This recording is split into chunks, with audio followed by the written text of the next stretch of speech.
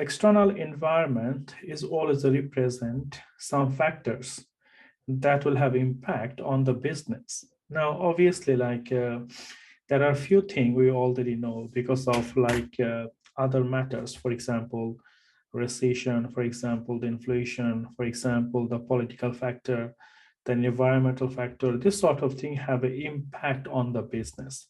Now, this is one of the things business consider. So when you have a business and when the business try to increase the sales, or if they try to make more quantity, they always have to consider a few other factors before they do that. Now, a few things that obviously we need to learn from here, and we're going to talk everything. Let's look at our learning outcome from here. So on the learning outcome, we can see the first thing they're saying, we need to know what is the PESTEL analysis. Learner need to understand the use of PESTEL analysis to analyze the impact on the business in micro environment. So in the business micro environment, how the PESTEL environment or PESTEL analysis have impact. Now, when I said PESTEL analysis, what's that mean? This is just a short form. The PESTEL analysis represent all the factor business need to consider and or the impact they have on the business decision. For example, when you look at the PESTEL, P represent political factor, E represent economic factors, S represent social factors, T for technological factors, L for legal factors, and E for environmental factors.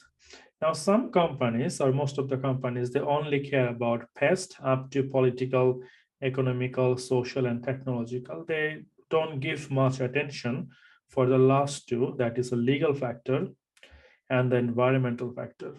Legal factor and environmental factor, sometimes some business, they ignore that. The reason is their intention or the main goal for the business to maximize the profit. So sometimes they don't put too much attention on the environmental factors, but nowadays it becomes very important, and most of the company, they try to show their corporate social responsibilities. So they try to show they have responsibilities toward the society, toward the country, or toward the place they do their business. So they try to show like their main intention is not to make the money. Also, they try to help the community, they try to help the area, they try to help the country and the society as well. So this sort of thing comes under the corporate social responsibilities. Now, of course, obviously, even though the main goal for the business to make money, but at the same time, nowadays, every business try to show the other factors that they try to show, that not only try to make the money, they also have some responsibilities. So from that point of view, now on the company financial statement or on the annual report, so when they prepare the annual report to the readers, for example, every single public limited company, they have to prepare the annual report at the end of the year. And normally, if you are a public limited company, you have to publish this report to the newspaper and everyone can see it. Now, obviously, they don't only show their profit and loss account and the balance sheet, but also they try to show the companies' corporate or social responsibilities. So they also consider the other factor. This is also important to have a positive impact from the customer on their business. So if you look at the political factor we have here, the political factor, the way a political factor can have impact on the business, the government policy. So if the government change any policy, for example, the changes of the minimum wages, the restriction they can put, they can ban to use the plastic. So this sort of thing, like the government policy, can have impact on the business. Then taxation. So if the tax rate is increased or decreased, there is impact on the business. Then import and export, then public spending. So this sort of thing can have impact on the business. Economical factor that affect the business, interest rate. So if the rate of interest is higher, then the borrowing cost also higher. Now, sometimes the government try to stop the inflation by increasing the interest rate, even though sometimes it doesn't work. But the intention behind to increase the rate of interest so that people will spend less. For example, when the inflation rate goes higher and higher, and the price of the product or goods increasing every day, sometimes the government increase the rate of interest. So what happened if the rate of interest is increased, then the borrowing cost will be also increased. For example, now the Bank of England declared the rate of interest is 3%, but even though last year it was like less than 0.5%. So now it is 3%. Why? So if you try to borrow some money, now you have to pay more. So interest rate is more, your mortgage repayment will be more. So when other expense will be more, borrowing cost will be more, then people try to spend less. So when people try to spend less, then the inflation rate will be a little bit lower, or it will be stopped to increase, because people will stop buying so much, and they try to only buy the necessary thing. And the goods was increasing the price, it will be stopped because there is no demand in the market. So this is sometimes the logic they put behind. If the interest rate is higher, then the inflation rate will be stopped. So that's just like a concept, but it is not always work. In some cases, if you buy the necessary product or service, you have to do it anyway. All right, then you have exchange rate. Exchange rate, basically when the local currency goes up and down. For example, sometimes we see like the valuation of the pound goes down against the dollar. Sometimes it goes up against the dollar. Now, if this has happened when you're going to buy something from different country, then we have to pay more price because the exchange rate will be lower. If the exchange rate is lower on currency, so the country need to pay more money. And obviously, when they try to buy something, they have to pay more. When they're trying to sell something, when they do export, they will get less money. So exchange rate is very important. If the country economy is going bad, then exchange rate will be also bad. So the pound will fall against the dollar if the economy is a bad economy. So obviously, like that's how we try to relate everything. For example, when the GDP is stopped, then we try to see like the value of the pound is following, and obviously the dollar become more strong. So if the country UK need to buy something from any other country, if they try to import something, so they have to pay more because the currency valuation has fallen. So this is one of the factor comes under the economic factor. Changes in disposable income. If this has happened, this will have impact on our uh, uh, on the business. So if you have a changes on the any sort of income, so if the people earn more or less, it will have impact on the business. So if you earn more, of course you will spend more. If you earn less, you spend less. Then the business cycle. The business cycle is a little bit like uh, kind of predicted. So once the country GDP started growing, and after a certain period, it will stop. It cannot just grow, and there is no limit. So after a certain time, for example, the GDP, for example, 7 or 8% or 9%, but after a certain time, it will stay on the mature level, and after that, it has to fall down. So then recession will come, and after the recession, what will happen? Then the country will be in little bit depressed situation, and again the country will start building the GDP. So that's how it work for every country. So when the countries start making their GDPs, everything growing, it cannot be grow like up to a uncertain level. So after a certain time, it has to stop and it has to fail. The way we have a product like cycle, so the business cycle is like that. Demand pull and cost push inflation. So obviously, because of the inflation, we have impact, and this also comes under the economic factors. Then we have some social factor, for example, demographic change, trend, unemployment. So this sort of thing will have impact on the business as well.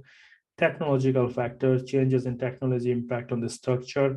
So technological change is also important. So if the business cannot update themselves with the up-to-date technology, so it could be happen, the business will be behind. For example, during the COVID time, most of the business or company, they start working from home, and some companies start providing the services through online. Now, if some company don't have this online facility, or they don't have trained staff or equipment to carry on the online services, so they will lose this opportunity. So this could happen like for the business if they don't know, and if they cannot keep up to date with the technology. For example, now almost every companies, they accept the cards payment, online payment. So now, for example, if some company don't have the online payment or the card payment, they will be behind. So they have to cope up with the technology. Legal factors, trade regulation, changes in law and regulation. So this could have impact on the business. So if there is any new laws or regulation implemented on the country, or even the country where the company or business buy or import the product. For example, let's say even we live in UK and there is no changes in rules in the UK, but for example, we buy our raw materials or we buy our other product buy from China. So for example, if there is any regulation change in China, even that can have impact on my business, because I do import the stuff from China. So this sort of thing can have an impact on my business. So changes of regulation or any sort of like rules can have impact on the business, and this comes under the legal factor. Then we have environmental factor. Environmental factor, we talk about the environmental change. All of us, we know like the climate change, this and that. So this could have impact on the business for the long run. And sustainability also important. Now, sustainability, like not every business, they think about the business sustainability. Sustainability is always represent like the green strategies. So do something without affecting the future generation. So this is the definition of the sustainability. So if we take action, it should not have impact on our future generations. So we have to carry on our activity, our business, everything without affecting our future generation. This is the definition or logic behind of the sustainability. For example, going for paperless, so no, we don't have to order everything paper, we don't have to print everything, so we can save the trees. And then we can save, stop using the plastic that damage our environment. And then if we cut the trees, we need to make sure like we plant a lot of trees to replace it. So this sort of things comes under the sustainability or environmental factors. So all these factors kind of relevant for a business and on the business strategy as well. So that will cover actually from these chapters. So let's have a look what else we have.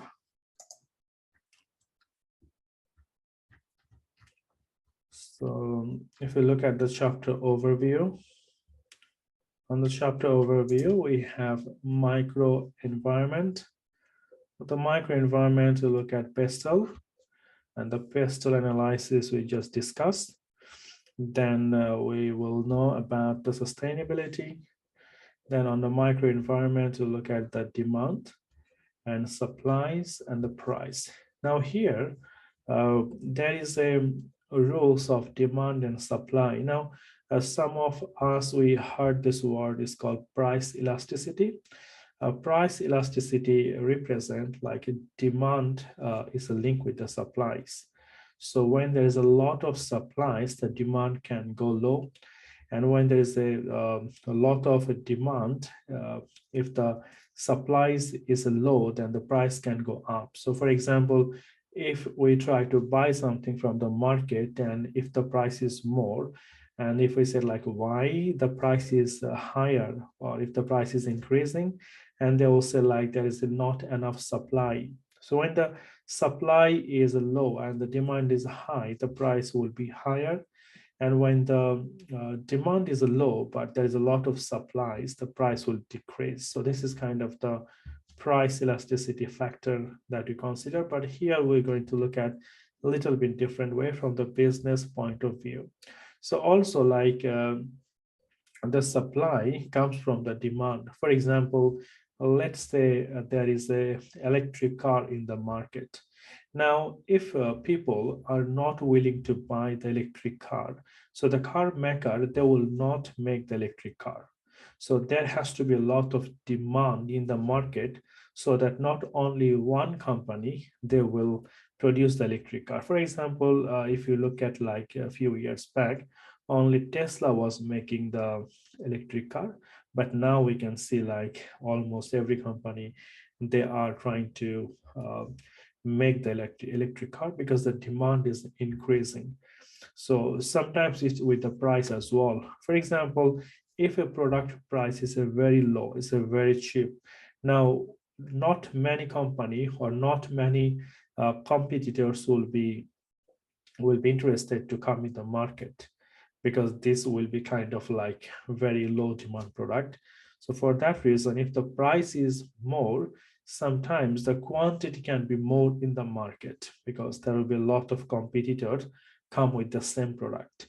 But if there is a less price, for example, the prices are very low, and if some competitors, they think like, okay, there is no point going to the market because there is a less profit and the prices are very low, the market will not give me very good return, maybe the quantity will not be very much in the market. So sometimes the price have an impact. If the price is higher, maybe the quantity will be more in the market. But if the price is lower, maybe the quantity will not be that much in the market. So this will have an impact. So for that reason, the demand and the supply and the prices are very much linked. So from the price elasticity point of view, we always can say like if the supply is more and the demand is less, then the price will be less. But from the other point of view, we can say like if the price is very less, maybe there will be less quantity in the market because less competitor will be willing to sell the product in the market. All right, so let's look at a little bit details. So we go on. So we have a PESTEL analysis. Let's read this one. In the exam, definitely we'll have two questions from the PESTEL analysis to analyze the external environment. This is the most important area you have to learn, and you have to write some analysis based on the scenario they will give it to you. So if you look at this one, it says PESTEL analysis look at the organization microenvironment. This is crucial as the environment is subject to change, and this change may invalidate the organization existing strategies plan. Okay, what is microenvironment?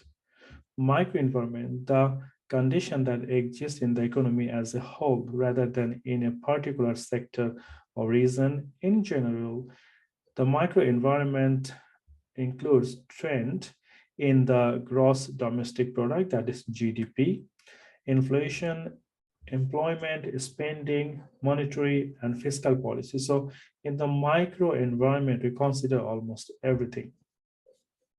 When conducting a PESTEL analysis, there are three stages to consider. Identify relevant factors under each heading. Consider how these factors impact upon the organization, and formulate appropriate ways for the organization to respond to these factors. So we need to say like, what is the threats here, what is the analysis here, and how the organization can take initiative or action to reduce it. So if you look at the political factors, so if you read a little bit detail, it will be help us to understand more. Political policy that can affect organization include but are not limited to. Okay, so the government policy change. So there is a possible the government can change the policy.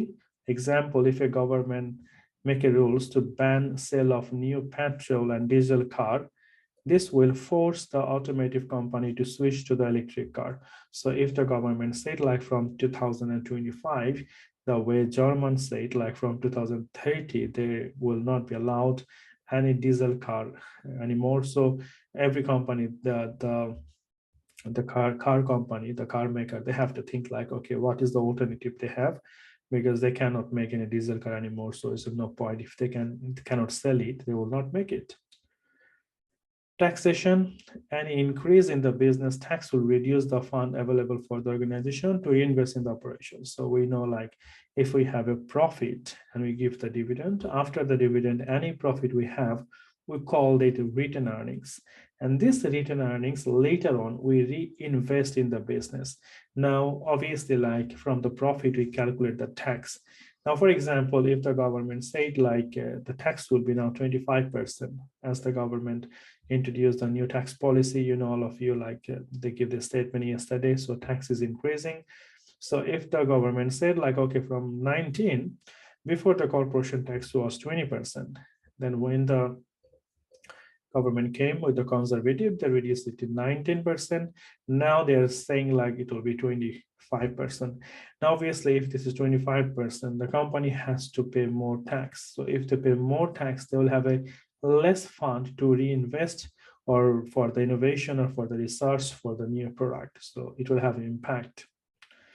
Import and export, government can impose a tariff and quotas to protect domestic product. Example, to protect local farmer, a government may impose tariff of 40% on the imported beef. Such moves are designed to make import more expensive and less attractive than domestic product. So obviously government can put more tax on the import so that if you buy from different country, it could be more expensive. So somehow the government can try to produce the thing inside of the country so that people who are making the product inside of the country, they'll be more benefited and they can sell like higher price and they can make more profit. So this sort of thing can have an impact and this can be decided by the government. So this is all the political factors normally considered. On the economic sector, we have the rate of interest. As we discussed before, the rate of interest normally decided by the Bank of England in UK. So obviously every country have a central bank and they decide how much will be the rate of interest. Now, rate of interest sometimes is increase and decrease, depends on the situation. Now, rate of interest is very much linked with the inflation. So now in this country, we know the inflation rate is going up. It is more than 10 or 11% now. So that the price of the product and everything we buy every day is going really, really higher every day. And to stop it, that's the only one way they can do it. That is like to stop people to buying a lot.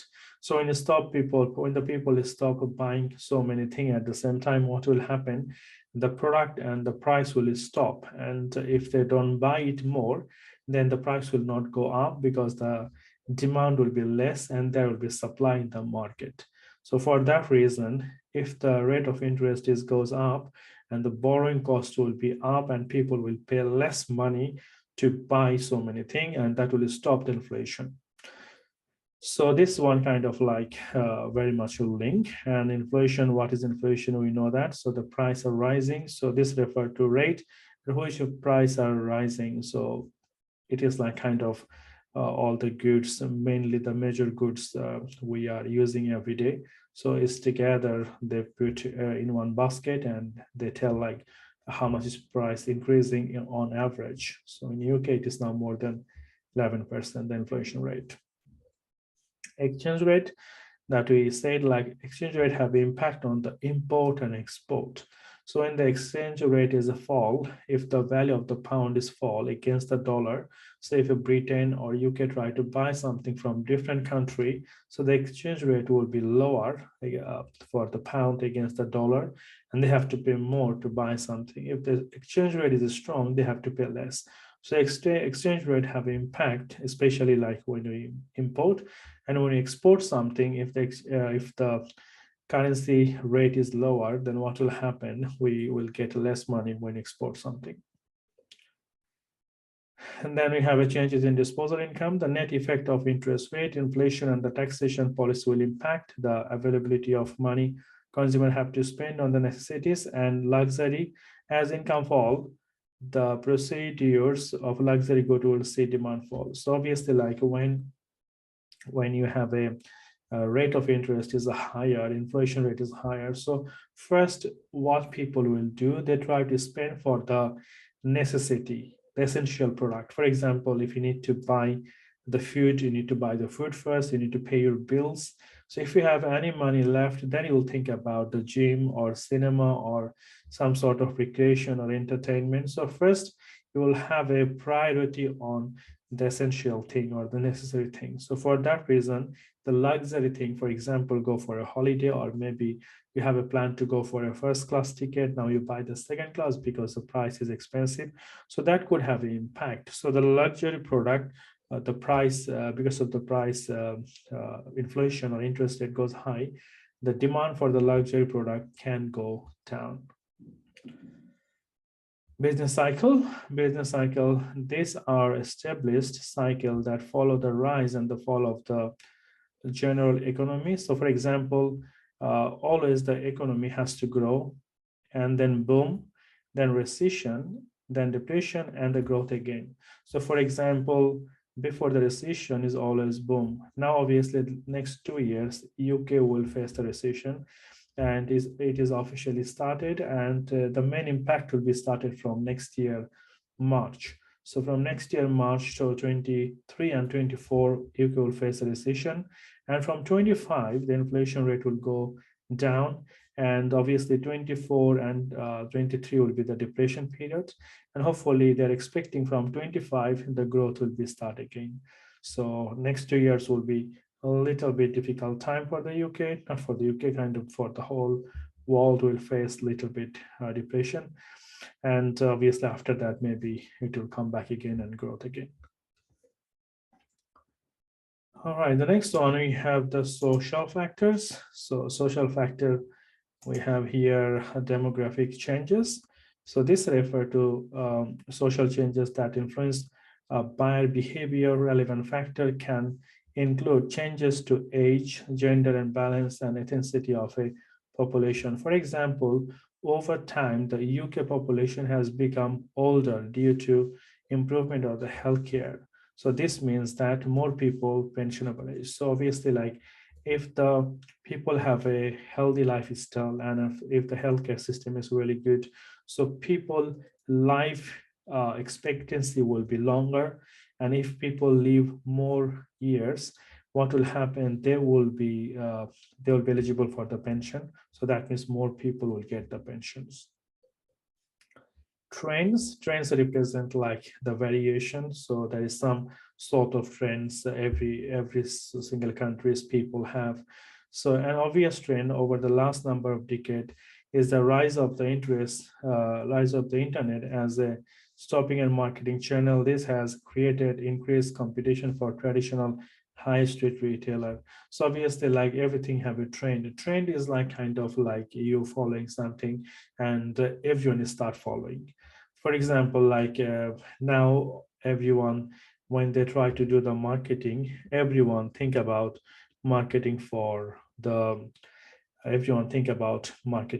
the what's that called, uh, for the SEO, that is search engine optimization. Some people they try to do their marketing through the social channels, for example, Facebook or Instagram. This sort of thing wasn't before. Now, obviously, like this is a trend. Everyone trying to do the marketing on the social media. Because of that, the business on the high street, they are now in trouble because they are feeling more competition now. Unemployment. So we have unemployment. This is a particular challenge for governments. High unemployment is a drag on economy productivity. Firstly, there are a large number of people with a very low disposable income, depressing consumer spending. Secondly, the government is generating lower level of payroll taxation at the same time that has a higher social security bill. Now, when there's a lot of unemployment, what will happen? People will pay less tax. So if there is a number of unemployment increase, the less job, that means less income tax and the national insurance will be received by the HMRC or the government.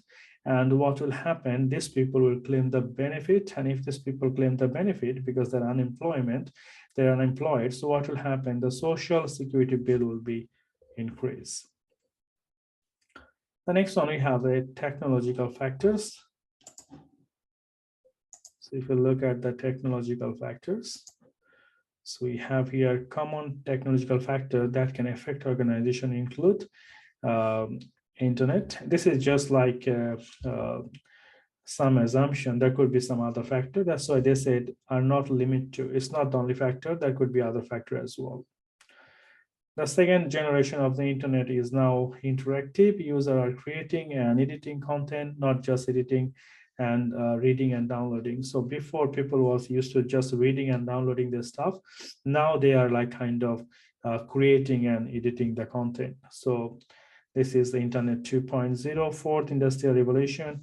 We are now in industrial revolution powered by digital technology. So it says like we are in the area of digital technology now. Impact on the structure, the ability to work remotely using the internet. So this sort of thing like now make our life very easy, like cloud or VPN. So this sort of thing, the changes come because of the technological factors, and the business need to cope up with this sort of factors. Otherwise, obviously some business will be like kind of doing good because of they're following the technological factor, and they update themselves with the technological changes. But if you cannot do, then you will be behind.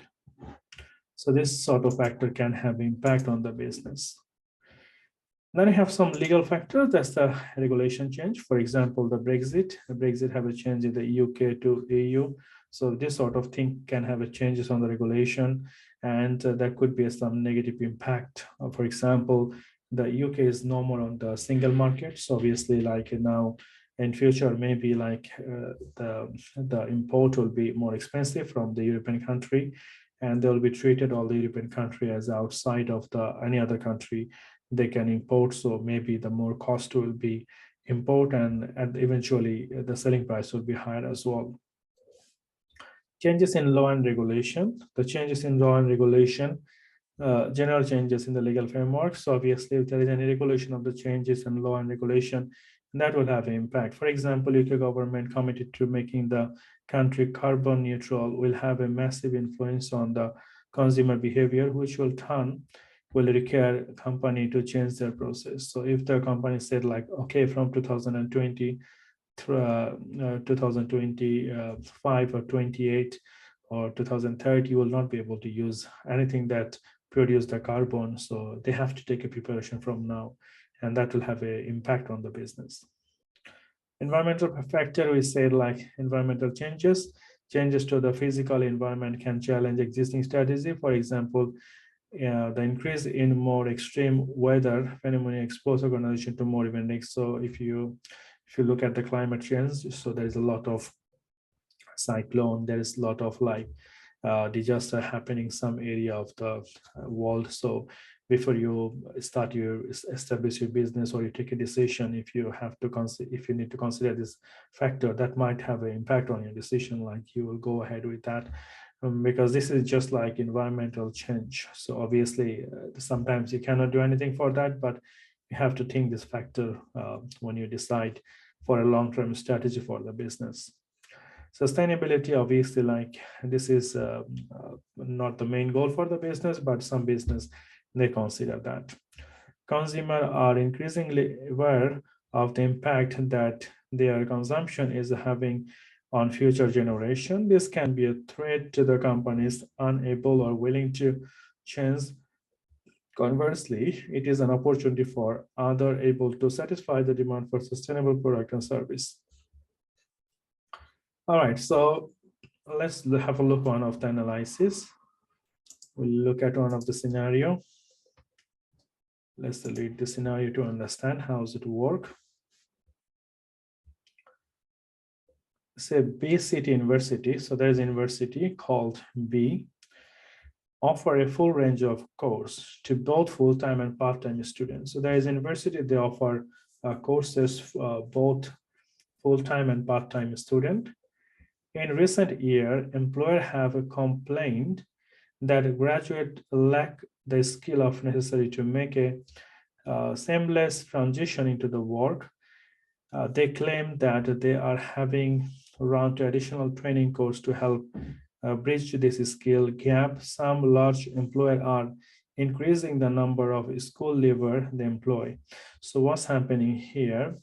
So the people who is getting graduate from the university, from this university, and the employers are complaining they don't have enough skill to carry on the work. That means, like, for example, someone qualified as an accountant, but when they get the job, so there is a gap of the knowledge, so they don't have this knowledge, and somehow the training is not enough, or not enough training provided by the university to make the student or the graduate ready for that work.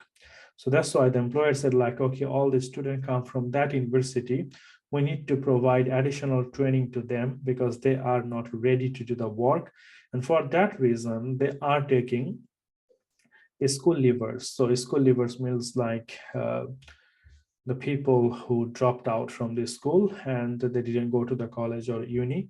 So they're taking these people, maybe they will pay less money to them because they are not graduate. And also, if they have to give the training, if the employer or the company need to give the training to both people, either the graduate or the school leaver, so what's the point paying the graduate more? Rather, they can give the training to the school leaver and take them. So this is like kind of the reason they are taking a school leaver paying less salaries rather than taking the graduate, because they don't have enough skill anyway.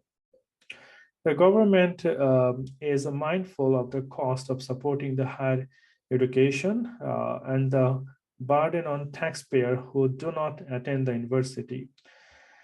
To address this unfairness, they are proposing a large increase in the cost of university course and offering a long-term loan to help graduates pay for their education over 20 years of employment. So obviously, like most of the country, when you study, you don't have to pay, you go through finance and the government pay for you. And once your earning cross a certain limit, for example, in UK, if you earn more than £20,000, so you start paying your loan return for the student loan. So obviously, like every country have their own way. So here they are saying the government is mindful of the cost of the supporting higher education and the burden on taxpayer who do not attend the university. So even some people, they are never went to the university, they still have to pay the tax. And this tax will be used to the people who will go to the university to pay their fees. To address this unfairness, they're proposing a large increase in the cost of university course. So they are trying to increase the cost of the university so that, like, who is studying, they will pay by themselves rather than with the taxpayer money, and offering a long-term loan to help graduate to pay their education over 20 years of the employment. So they're saying, like, okay, for example, the cost of the course was 10,000. Now they're proposing, for example, 15 or 20,000, and they're saying, like, you can pay it back in 20 years time of your employment. Bay City University has noticed that an increase in demand for online course from part-time students. So Bay City noticed people are willing to do online course, especially from the part-time student. However, the university does not have the infrastructure to offer all this course online. So the business don't have this facility to offer online courses. So this is one of the very technological factor affecting the business, because they already know part-time student, they're willing to go for that course, but obviously they don't have it. So this is give a negative impact, and this is not go with the it is have impact from the technological factor of the business. All right, so what is the requirement here? It says for each of the three specific PESTEL categories, So you have three: social, economical, and technological. Identify one threat. So we need to look for one threat facing B university. So we'll need to look for one threat of each: social, economical, and the technological faced by the B city university. Explain one action B city university could take to reduce the threat. So what action they can take to reduce the threat? All right, let's have a look. So we have here three factors. So you can see we have a social, and we need to find threat and action. So threat, identify briefly, and action to reduce the threat. For the social, we can say lack of work skill or lack of experience. So it's a lack of work skill, lack of skill. Lack of skill, obviously, like this may discourage people to go to the university. If this has happened, like they will think like, okay, even though if I graduate from this university, I'm not going to get the job because all the employers are complaining. So we'll say like this may discourage people to go to the university. Because if there is a lack of a skill and the employers are complaining, like they don't have enough skill to carry on the work, so maybe other people will not be feel motivated to go to that university because they don't have enough sort of like the way they design the course, maybe it is not helpful to make them ready for the job. What action they can do? Obviously, they can discuss with the employer. The university can talk to the employer and say like, what is the lackings? And they can include that skill on the course. So they can speak to the employer and include that skill on the course. So they can talk to the employer like, what is the problem here? And they can try to include that course, and that should be improved. All right, then the economical, we can say the threat is cost of degree increasing. So they're trying to increase the cost. So we'll say the cost will increase. Now, if the cost will increase, what will happen? So the demand will be less. This may lead less demand, because if they increase the cost, maybe the demand will be less. So university should offer some bursaries or like a scholarship to the student to handle the cost burden. So they should give sort of like bursary or sort of scholarship so that they can handle this cost. Technological is a very clear here. Lack of online capability, lack of online capability. Obviously, because of that, a lot of students will not be able to take the course, they'll go somewhere else. So they should introduce online course and arrange necessary training for the staffs and other factors. So this is the way, this is the three threat we said: the social threat, lack of skill; economical threat, the cost of the course; and the technological threat is lack of the online capability. So these three threats can have a negative impact on this university, and this action they can take to improve that. All right, let's move to the next one. The next one, we have a microeconomic environment. So we have a demand, and let's read a little bit the demand. Demand is the amount or quantity. So demand represents not the value, but the quantity, the number, which consumers are willing and able to purchase of a certain good at a given price over a certain period of time. So it always linked with the price. Obviously, if the price goes up and down, there's impact on the demand always. The law of demand. What is the law of demand? As the price of the good falls, so if the price of the good fall, all other being equal, the quantity demand of that good increase. So obviously, like quantity demand will be increased. So if the price is decreased, the quantity for that product will be increased. So if the prices goes down, the demand goes up. Simple as this. The law of demand can be illustrated on the demand curve. So you can see here, if the price is 20,000 and the demand is only 10 unit. If the price is 15,000, the demand is also increasing 20. If the price is 10,000, the demand is 30. If the price is 5,000, demand is 40. So you can see the price is going down. At the same time, the demand is increasing. So when the price is falling, the demand will increasing. So this sort of thing, we understand this is not very difficult. If the price is reduced, you always buy more.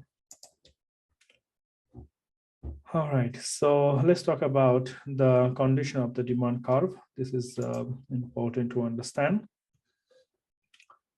A demand curve is down on the assumption of all other things being equal. Example, on the assumption that apart from the price, there are no other potential influence on the demand change in the current time period. So only there is a movement in the price other than all the other factors is equal. There is nothing changes or any other potential influences. So only the price, if is going and down, then we see like how the price demand goes and up and down. So we don't consider any other factor. We think everything is okay, everything is normal. Only the price is reduced. That's why the demand is increasing.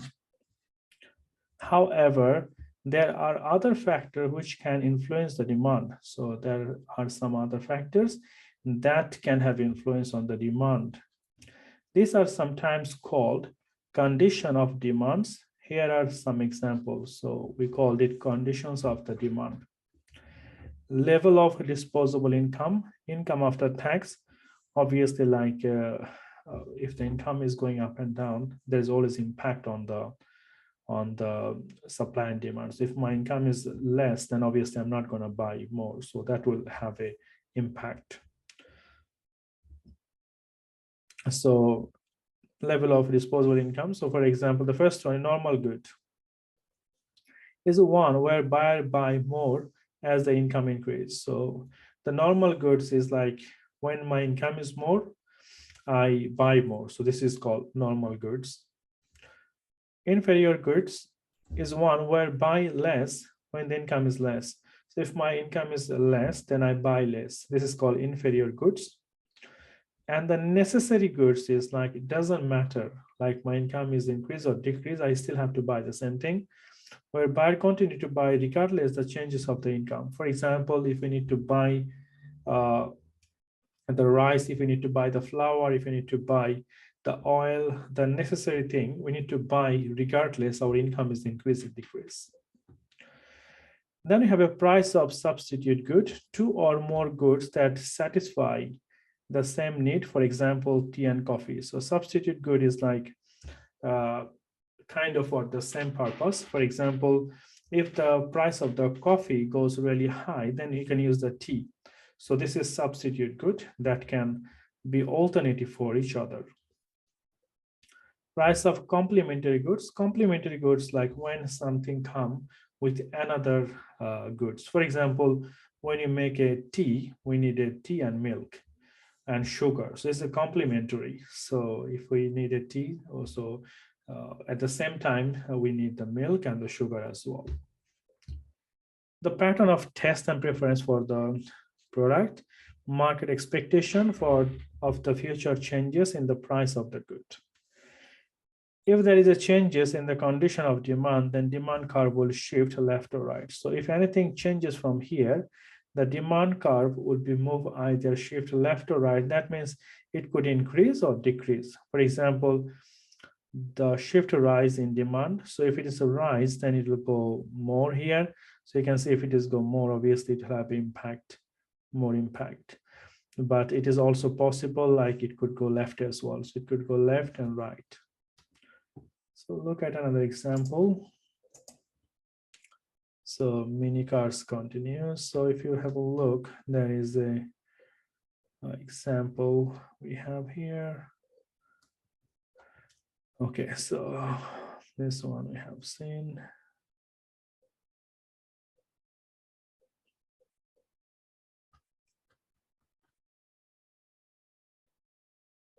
Okay, saying there's example of the mini car. I don't know where is it. Let's have a look. Where is it? The example of the mini car.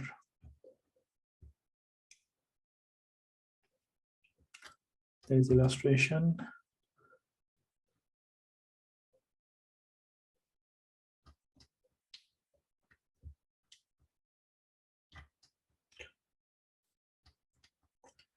Okay, so let's look at this one.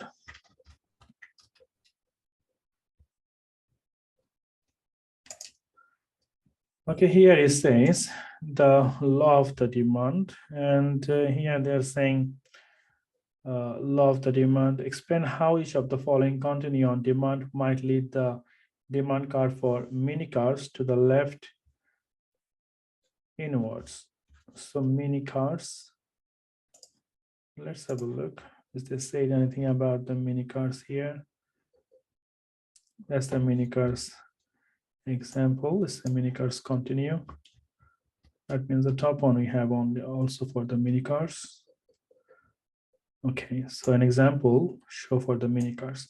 So mini cars is like example of a car. If you know the mini car is like we called it minis from the Aston Martin, the small car. And they're giving the example here. The first example was we have checked before. The price was more, demand was less. Then price is less, demand is more. Okay. Now they're saying that the law demand. The law demand, if you remember, we said the price fall and the quantity increase. Okay. And then we have the price can go left and right. We discussed that as well.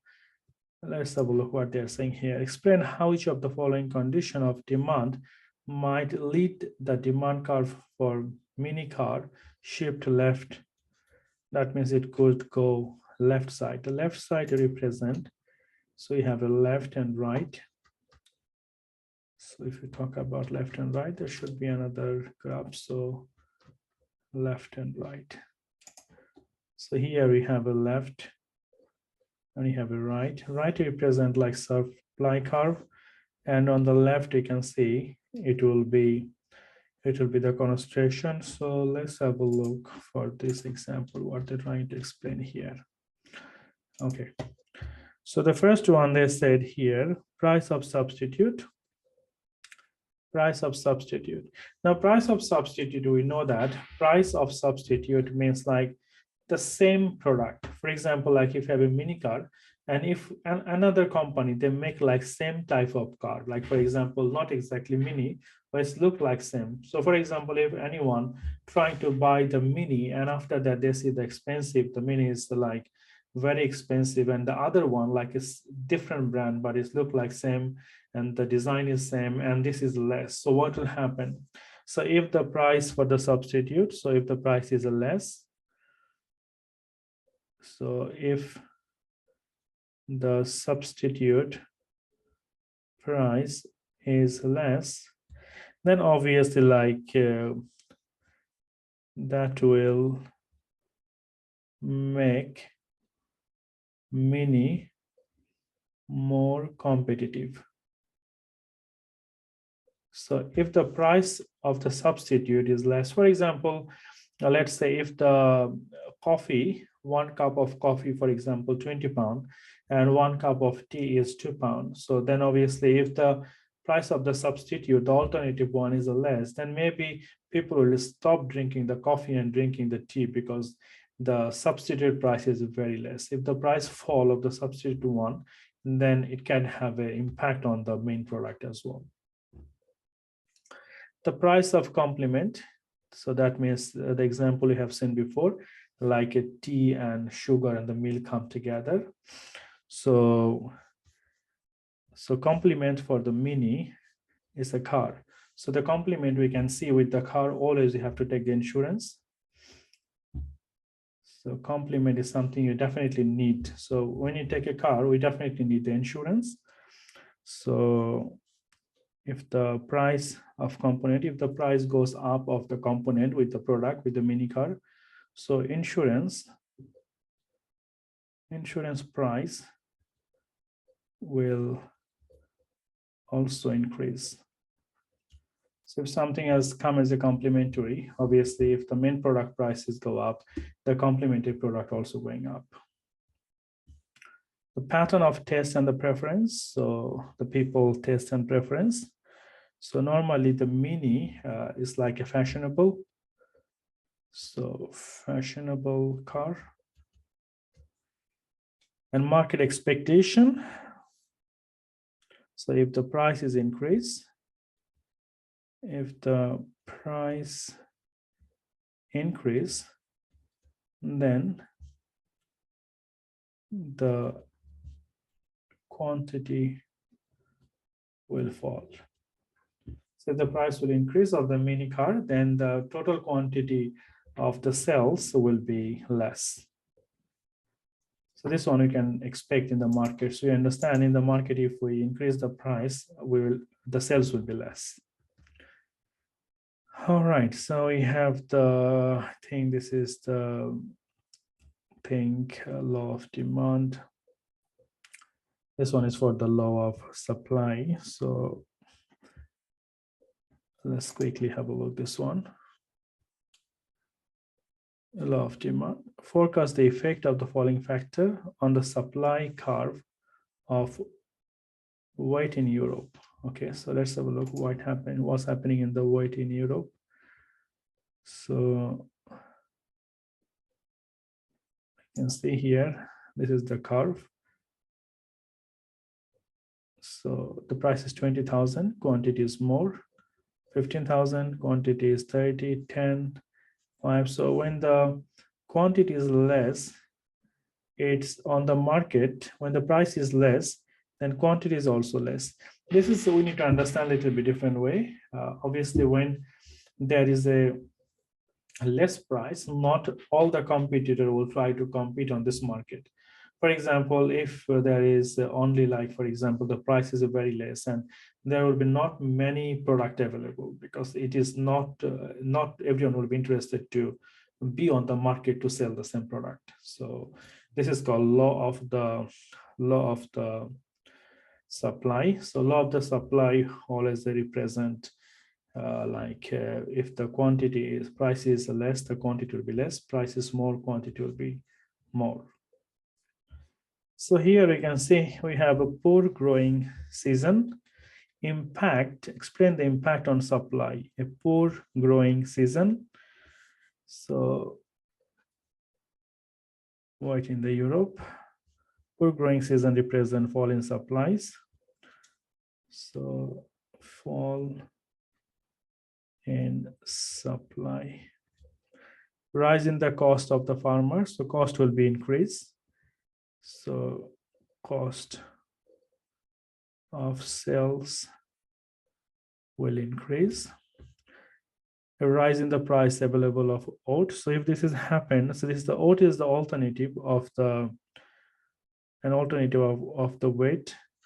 So if someone try to buy the oat, and if they see like the crop is more cheaper, and obviously the wheat is more cheaper, they'll go for that.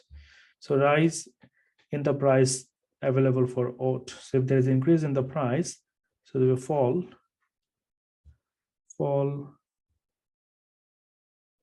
in supply.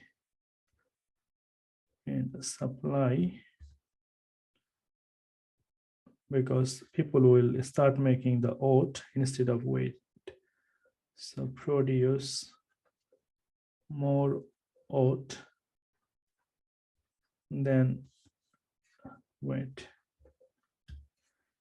And government scheme to pay £1 per ton subsidy to wheat farmer, that will rise in supply. Rise in supply. Because if the government said like, okay, if someone produce wheat, will give you £1 per ton uh, extra, or some other money gave as a grant. So maybe some people will try to start making this. Now, this sort of thing like is like kind of economics, but in the exam, you don't have to really write all of these things. It's not going to come in the exam. In the exam, the PESTEL analysis will come. They'll give you a scenario, and you have to analyze it. This sort of thing, you really don't have to be worried too much. It's mainly the economics. It is linked with the business studies, but it is not very much solely for the accountant. It is mainly for the economics. Then we have sort of thing here, moving up the equilibrium. It's not very important. We don't have to worry about that. Let's quickly read this one. A function of the price mechanism. The role of the price of the product, removing shortage and surplus, is sometimes referred to as the price mechanism. The price mechanism has three functions: signaling, then we have a rotation and allocation, and a rewarding. Signaling represent to produce where supply is too low, shortage, and too high, surplus. Then we have a rationing and allocating the resources of a farm to produce this good and are high in demand, and rewarding farm for meeting consumer needs. We have a competition. The level of competition in any microenvironment will be influenced by product features. More modern product will shift demand pattern, allowing innovative and fashionable product to be sold at the higher price. This is like kind of how you can make yourself more competitive. So if your product is more innovative and fashionable, then you can charge more price. The number of seller and buyer, as seen in this section, only imbalance between supply and demand will cause an industry to become more or less competitive depending on the level of profit and then can be earned. Barrier to entry, where this exists, it prevents a new entrant into a market restriction to supply new drugs are potent product protected, meaning that inventor can operate a monopoly supply for their life in the patent, the way OPEC doing for the oil, so they can increase the price, and no one can do anything, because if they increase the price, because that's the only company they are together, they are producing the oil.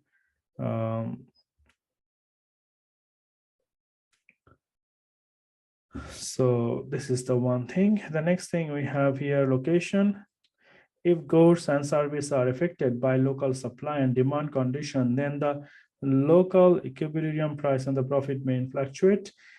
Example, identical good may sell at a different price in different markets. So obviously, if the good have a unique value and identical in different market, they can sell different way.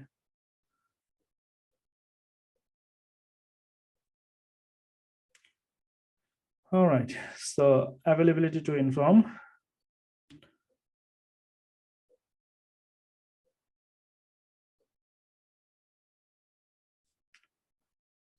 If a buyer have information about the availability and price, they can shop around, reducing the power of supply. All right, so what else we have here? It's all a theoretical thing. So, like the theory is a little bit not very interesting thing, but we need to read all of this thing we have here. Then we have a sustainability.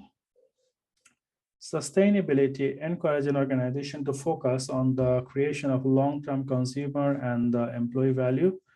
Sustainability is often evident by the implementation of the green strategies. However, sustainability doesn't relate only to environment issue in relating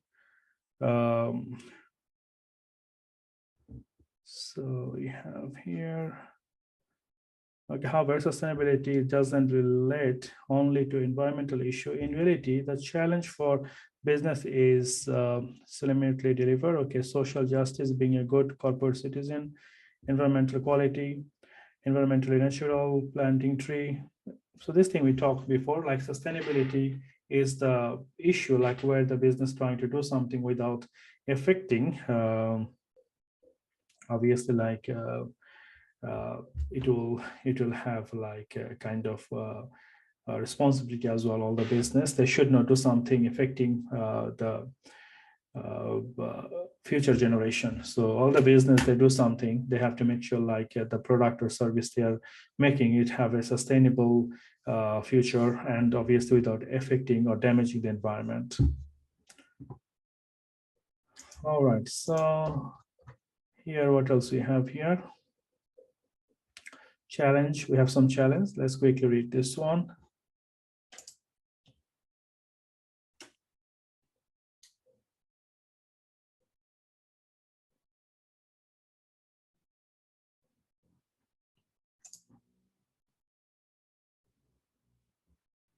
There is a near universal acceptance of the need to act sustainability in the business. However, achieving sustainable process is difficult for number of reasons, long-term and short-term view.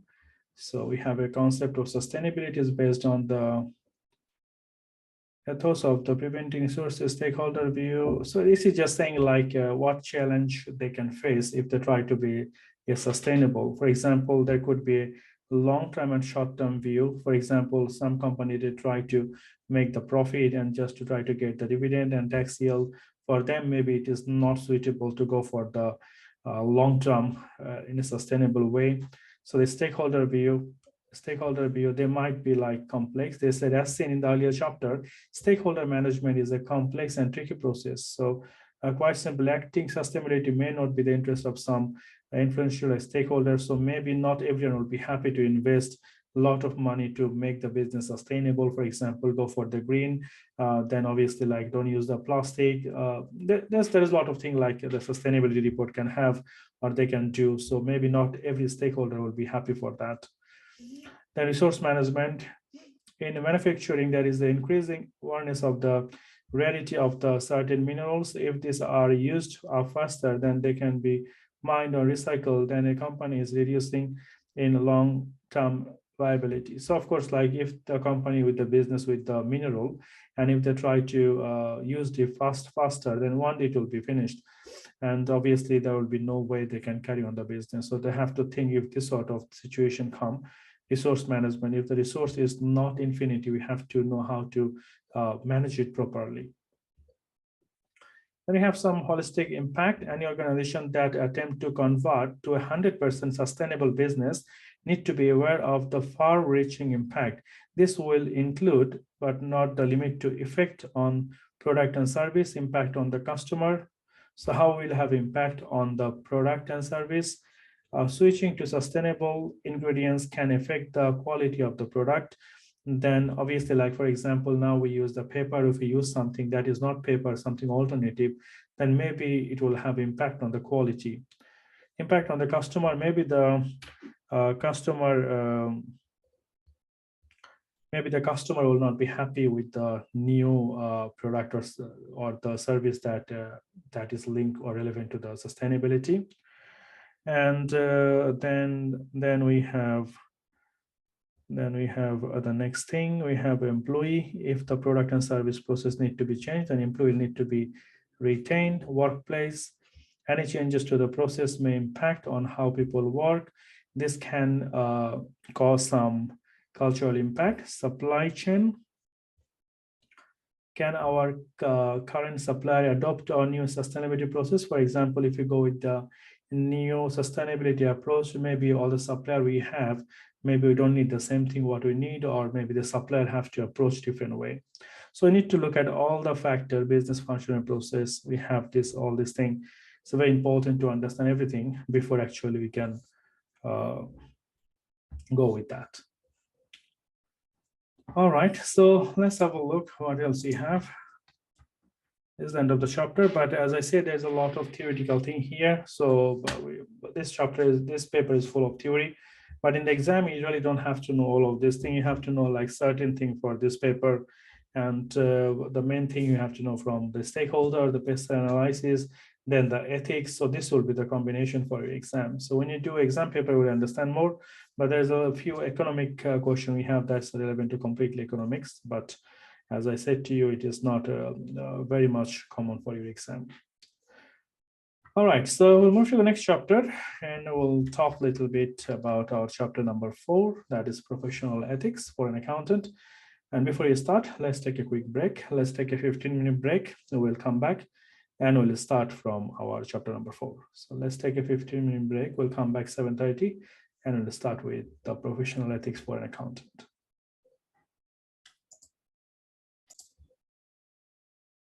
Chapter number 4, professional ethics for an accountant. And here we need to know, like, if you look at the chapter overview, we need to know like what is the fundamental principle of ethics and what is the threats to the objectivity.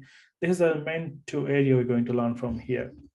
So the first thing, if we have a look, we have some fundamental principle of ethics, and that we already know. We have like integrity, confidentiality, we have professional behavior, competence, and due care and objectivity. So this is the 5 fundamental principles. So we need to write 5 fundamental principle of ethics. 5 fundamental principle of ethics.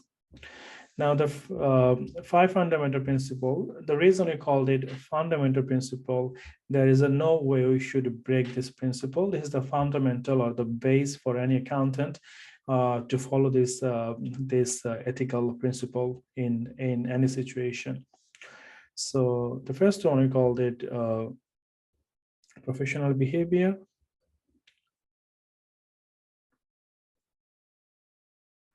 Professional behavior. And the professional behavior represent always you have to act professionally in our personal life and our business life or our profession as well. So when we are an accountant or we present ourselves as an accountant or with accounting profession, so it is not only we have to be professional in our work life, but also we have to be professional in our personal life as well. So for example, we should not do something or should not take any action that will not damage the reputation of myself, but also it will damage the reputation of my institution.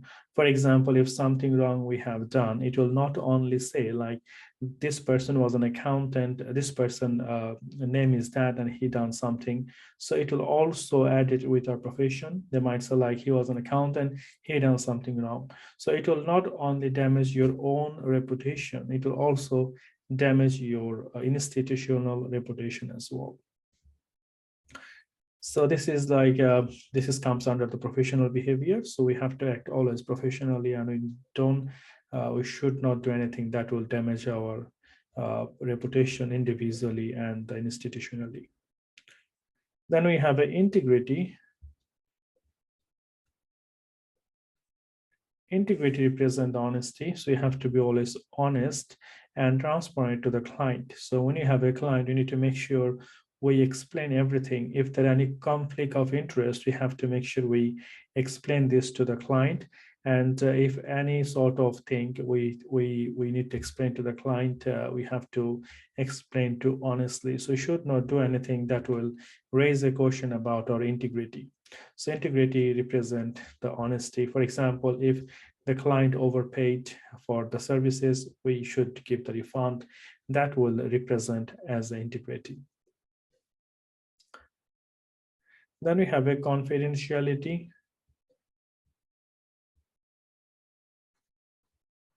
Confidentiality represents we should not disclose the client information. We should not disclose the client information to anyone else without the client consent or without the client permission.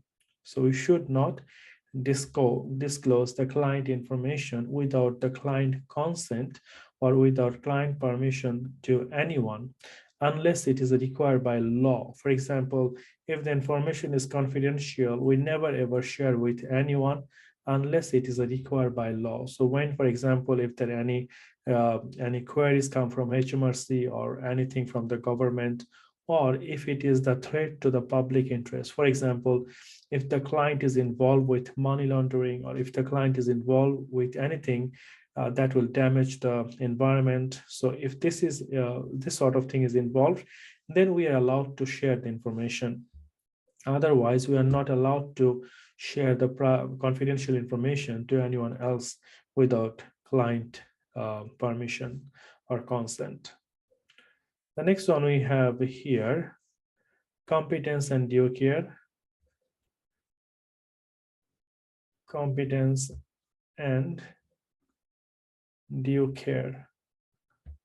Competence and due care is all about like the capacity and the capability we have to provide the best services to the client.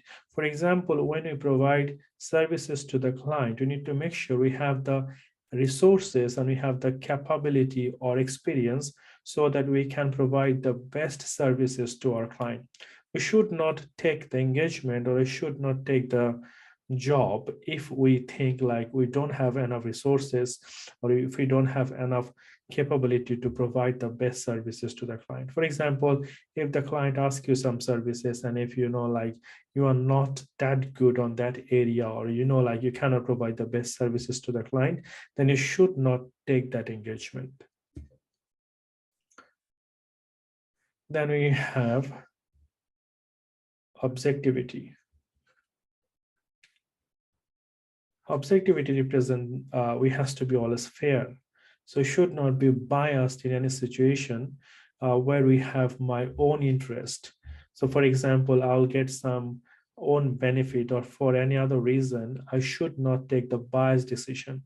So I always has to be fair when I take the decision. This is represent objectivity. So objectivity always link with like I should not be biased, or I should not take a decision that is not fair. So it is always has to be fair when I take a decision. All right, so this is the 5 fundamental principle of ethics. There is a word that we can remember in order to remember this one, the 5 fundamental principle of ethics. So the word we have to remember is called Dr. Pico, P-I-C-C-O. So Dr. Pico will help us to remember the 5 fundamental principle of ethics. So we have P for professional behavior, I for integrity, C for confidentiality, C for competence and due care, and O for objectivity. So if we remember the word, Dr. Pico will be able to remember the 5 fundamental principles of ethics. So the next thing we'll talk about the threats. And also like the threats is always threats to the objectivity. Threats to the objectivity. Now, even though we said like we always need to be fair and we should not do something biased, now it is possible sometimes we act like a bias and sometimes we are acting like not fair. So this is the case. If this is happened, then there should be reason behind. So there are a few threats we have of the objectivity. Even though I try to take the fair decision, I try to do everything right way, but there are few threats exist, and because of these threats, maybe I will not be fair, or I will not be taking the decision the right way. Maybe I will be biased. So what are the threats of the objectivity? We have 5 threats of the objectivity. The first threats we're going to face, this is called self-interest. Self-interest. Self-interest. Self-interest represent if I have my own. So self-interest represent if I am, I have my own interest. If I am like kind of, what's that called? if I have my own interest. So if there's a self-interest, that represent like I have my own interest. Let's say, for example, if I am an accountant, or if I'm the in charge of purchasing department, and let's say if I buy something from a supplier, I know he will give me some additional benefit.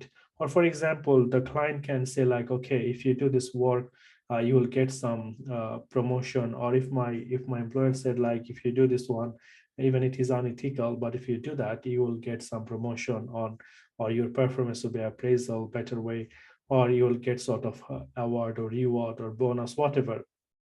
So there is a lot of reason I can have my own interest and I will not take the decision right away. For example, if you're able to if you have a look, like for example, the auditor point of view, the auditor point of view is like when we audit a company, and let's say like we have to give the fair decision, we have to give the decision that has to represent the true and fair view. Now let's say, for example, I am the auditor of Tesco and I have a £1 million investment in Tesco. So if I found something wrong in the Tesco financial statement, it is a very unusual, I will tell it now, because I know, like, for example, if I tell this thing to the public, so tomorrow the share price will fall down. And if the share prices fell down, what will happen? If the share price fell down, what will happen? Like I will lose my own value as well. So my value will also going down. For that reason, I'm not gonna say anything to the public to save my own interest. So there could be a lot of reason, like I will have a self-interest and I will be biased. Maybe I'll not take the fair decision. So this is self-interest. The next one, we can say, the next one will have a self-review. Self-review. Self-review will create another trait of objectivity. Self-review is all about when we check our own work. Let's say, for example, I'm the accountant who prepared the accounts, and also I'm the auditor who checked the accounts. So that will make no sense. For example, if you prepare accounts because you are the accountant and you are the auditor who checked this account. So if you are the same person, so you're checking your own work. So if this is happening, you call it self-review threat. Now, self-review threat could be generated from any other situation as well. For example, you are the person who in charge of purchasing department. So you order everything for the business and you are the person who authorized the invoice. So what will happen? You are checking your own order. So it doesn't make any sense. So when there is a self-review, that will create the threats to objectivity. Then we have a familiarity threat. Familiarity threat. The familiarity threat represent when we get too close to the client. So when you get too close to the client, it could happen like we give a favor to the client, and obviously like if we give a favor to the client because I know him for a long time, or maybe I'm very close to that client, if this has happened, then obviously like this will create the threats to objectivity. So familiarity trait represent like when I get too close to the client, and after working few years with the client, it is possible like you become friend of the client, and if the client doing something wrong, even maybe you will not do the right way that you're supposed to do. You're not going to tell the authority because he become your friend. So this will create the familiarity threat. So when you get too close to the client, it is possible it could create the familiarity threat. Then you have advocacy threat.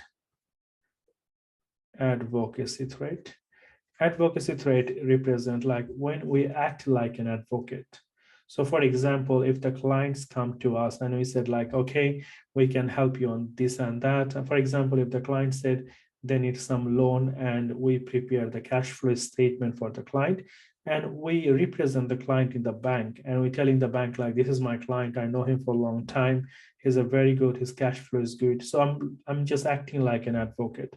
So as an accountant, we should not do that. So this will create the threats to objectivity. And finally, the last one, we have intimidation threat. Intimidation. Intimidation threat. So intimidation threat is all about like when I feel pressure on something. So for example, if someone give a pressure on me, or if I feel pressure on something, and because of that, if I cannot take the right decision or appropriate decision, or if my decision is biased, then that will create the intimidation threat. For example, if your manager said like, you have to do it, otherwise maybe you will lose the job, or you're not going to get the bonus, or you will not get the promotion, so you feel pressure. So maybe the person is so powerful, they said you have to do this way. Or one of the client come to you, said like, you have to submit the accounts by Friday, and you know the account is very long, you will not be able to finish the work by Friday. But he's one of your major client, and he said like, if you don't do it by next week, I'll leave you, I'll go somewhere else, I'll change the accountant. So for any reason, if you feel pressure on you, that could create the intimidation threat. And because of the intimidation threat, maybe you'll take the wrong decision, or you'll not be fair. So this is the threats to objectivity.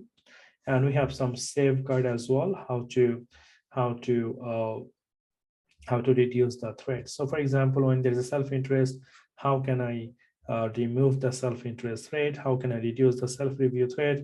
How can I reduce the familiarity? How can we reduce the advocacy and intimidation? So this sort of thing we need to know. One thing we have to remember, we always need to reduce the risk. Always need to reduce the risk to an acceptable level. So reduce the risk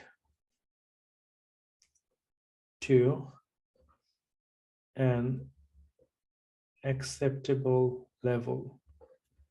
Reduce the risk to an acceptable level. And if we cannot reduce it, or resign. Reduce the risk to an acceptable level or resign.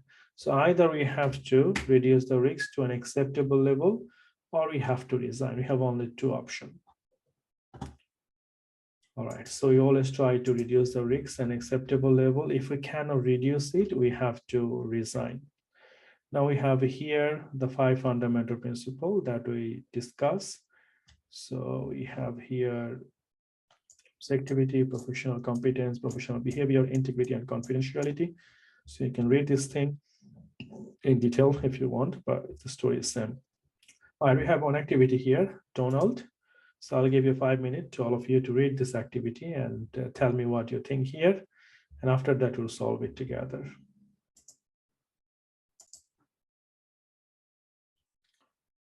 So Donald company is moving offices. During the move, he find his computer, which contained the payroll budgets, has been moved, and he will not have been accessed it for a couple of days.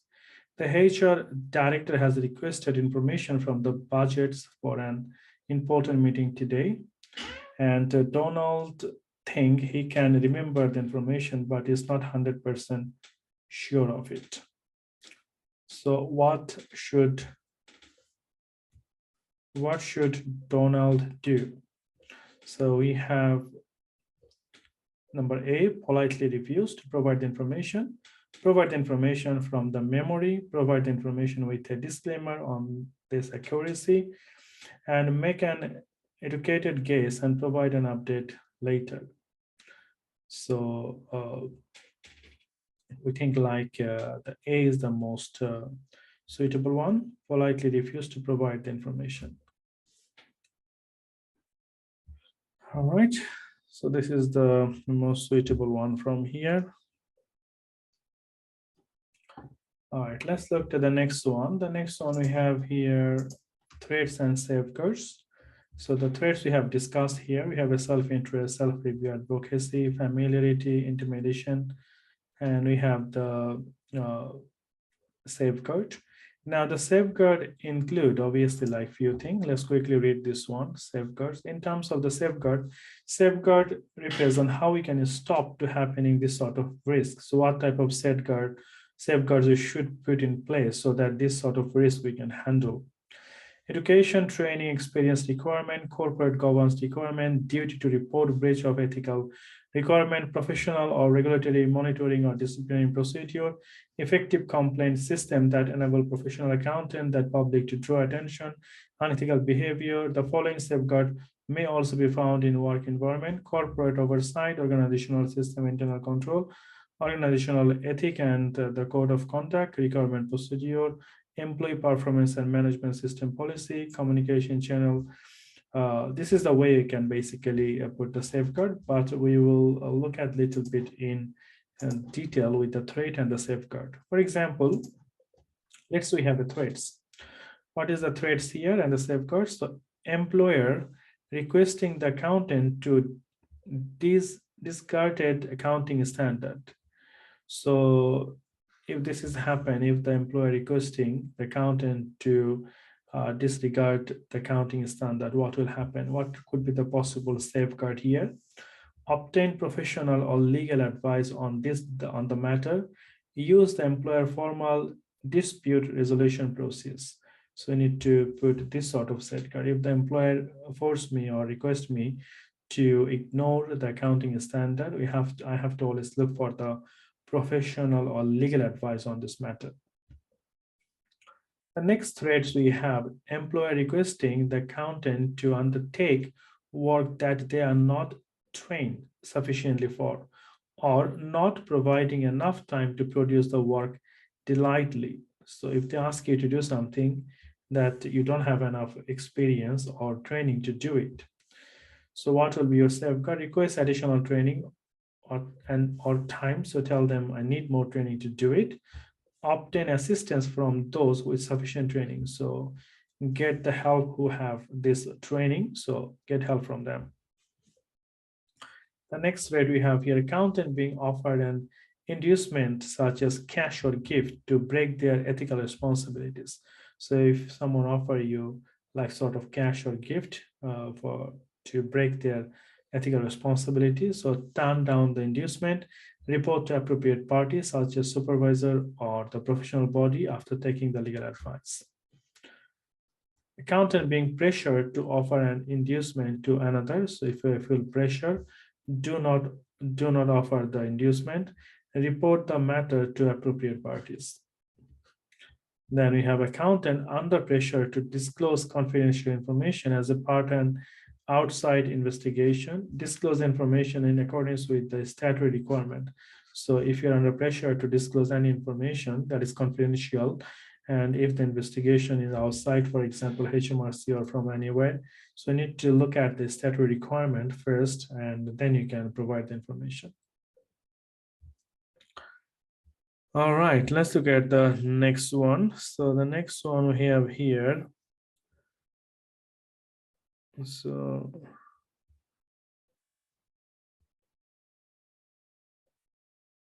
we have here activity 2.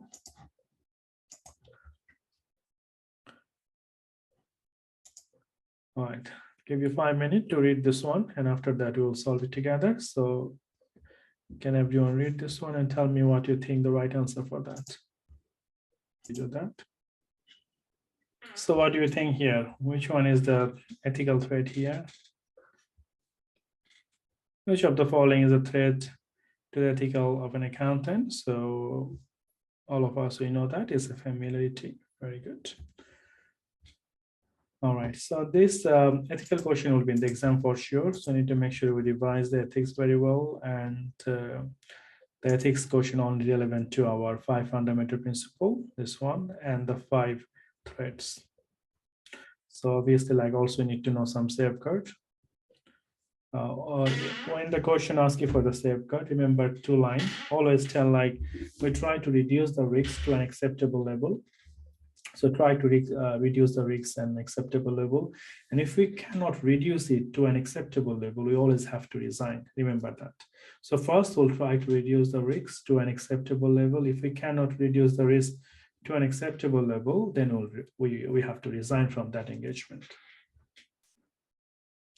All right, so the next week we'll look at our chapter number 5, that is ethical conflict. So we'll see like what sort of conflict go to raise because of like unethical behavior or for any other thing, and how can we solve this sort of ethical conflicts. So we have, I think, a total 7 chapters from this course. Yeah, so we have done till today chapter number 4. So next week I'll try to do maybe chapter 4 and 5, and later on we'll do chapter 7. So we've done up to 4. So 5 and 6 we maybe do next week, and then we'll do 7 week after. Then we'll do a revision. Then you can look at our exam dates. So maybe in next 2 lessons we'll finish our course. Then 1 class will do our revision. So within 3 lessons, hopefully we'll complete this course. And this course will be, of course, like theoretical course. We need to write a lot. You need to make sure you start revising from now, because you have to know how to write this question. 100% question will be writing and MCQ types and multiple choice. There will be no number here to calculate anything. So this exam will be completely a written exam. All right. So any question from anyone before we finish today?